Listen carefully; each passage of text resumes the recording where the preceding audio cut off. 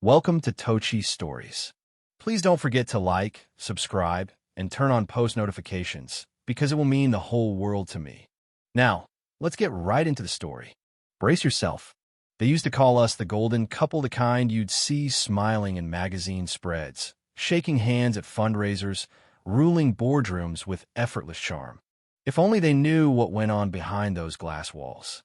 If only they'd watched how power eats away at love, bit by bit, until all that's left is suspicion and the kind of silence that weighs more than a lie.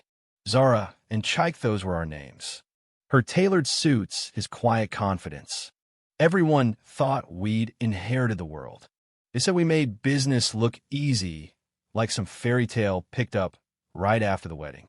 Even her father, Chief Damien, seemed at peace, trusting the empire he'd built to our hands, though sometimes, in the flicker of his eyes, I'd catch a shadow. Maybe he knew. Maybe every father knows when the storm's about to break over his legacy. At first, it was just small things, you know what I mean? Reports misplaced.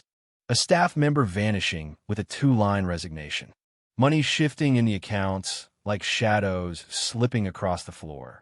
Chaik would wave it all off, just growing pains. He said, nothing to worry about.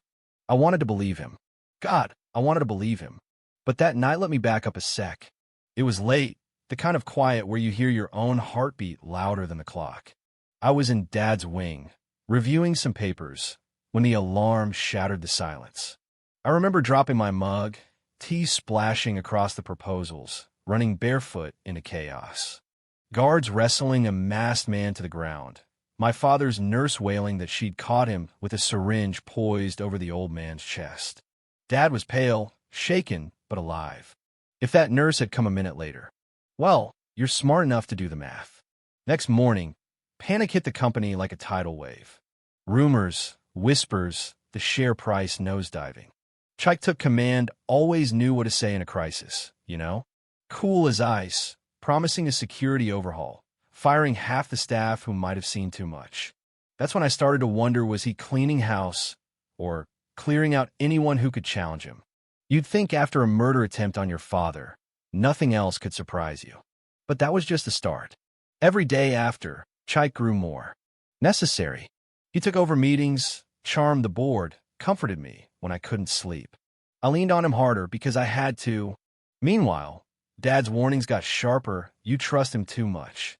But love's a kind of blindness, isn't it? Then came the first real blow. A secret merger deal, something we'd worked on for months, got leaked. Our biggest rival swooped in, wrecked everything. Fingers pointed my way. I was too distracted, too emotional, the press said.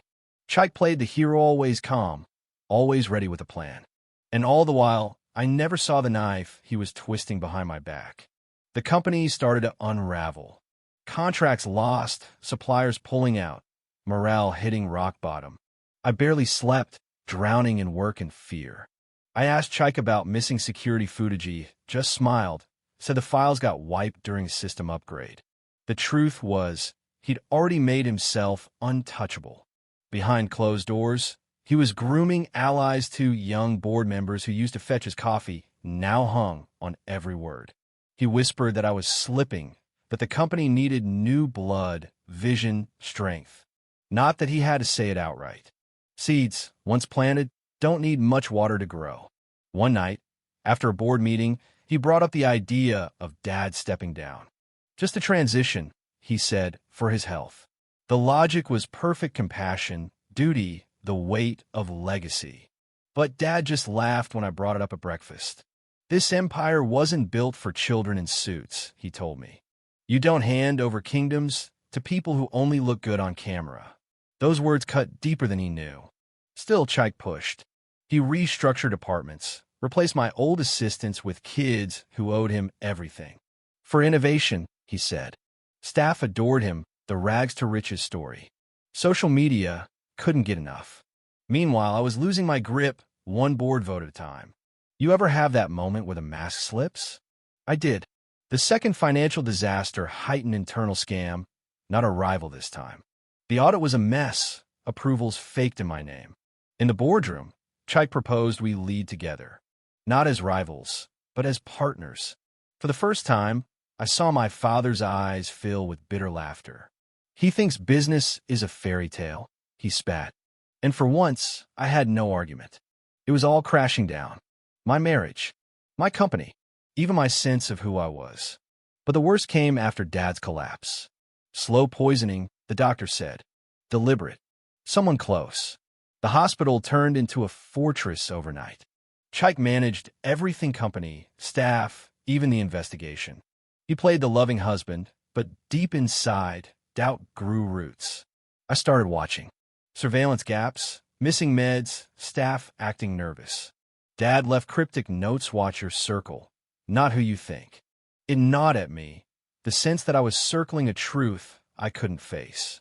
Then one day, the nurse let slip that Chaik was in the server room the night footage disappeared. My blood ran cold, but I needed proof. That's when the mask truly dropped. I caught him in Dad's hospital room, pillow in hand, rage in his eyes. I froze. The man who'd held my hand through every storm now tried to smother the one person I'd spent my life protecting. He saw me. The next thing I knew, everything went black. I woke up in a locked room. Bars on the windows, heavy door, guards outside. Chaik was there, softer now, almost apologetic. You weren't supposed to see that, he whispered. He tried to justify it all. Dad never respected him, never trusted him. Said he'd only played the game better than the rest. I called him out for what he was: a traitor hiding behind love. He didn't deny it. Back at the company, Chaik forged the documents he needed. Took over everything. Told the world I'd gone on leave, stressed by Dad's illness. The press lapped it up. He sent fake emails from my account. Erased me from every role, gaslight anyone who asked too many questions. In my prison, I waited, counting cracks in the wall, plotting every minute. My one ally, an old assistant, pieced together cloaca, hotel napkin, odd staff transfers, a dismissed driver with a story to tell. She became the last hope, the thread that could unravel Chaik's empire. But the world was buying his story: missing wife, ailing father, visionary leader. No one saw the fear creeping through the company's halls, the silent resignations, the way old friends vanished without a word. Chaik visited less and less, but every time he came, he was colder, more paranoid. I pretended to be broken, but inside, I was sharpening myself. The day he slipped up, leaving a file in my room, I found proof he was planning to dismiss my only friend left. I hid the page, desperate to get word out. You're not getting away with this, I told him one day. He just laughed. No one believes you're missing, Zura. You're on leave. Your father will be gone soon. But I wasn't done. Not by a long shot. The city buzzed with "Where is Zara?" campaigns, but every hotline led straight back to Chaik's men. Real tips were filtered, fake ones broadcast. No one looked in the right place. And yet, hope burned stubborn. Each day, I grew stronger, watching, learning, mapping the patterns of the guards. I was biding my time. Not if when I'd break free, the world would finally see the truth. In the tower he'd stolen, Chaik celebrated. Glasses clinked, cameras flashed, and the city lights sparkled below. He believed he'd won cleaner to king, husband to captor. But I wasn't gone. I was waiting, burning, ready to reclaim everything he'd stolen. Because power, in the end, only lasts as long as people are willing to believe the lie. And that's the thing about lies: they always unravel. So let me ask you, when trust is shattered and power corrupts, whose side are you on? The one who builds an empire, or the one who fights to save its soul? Drop your thoughts below. What is justice when the enemy sleeps beside you?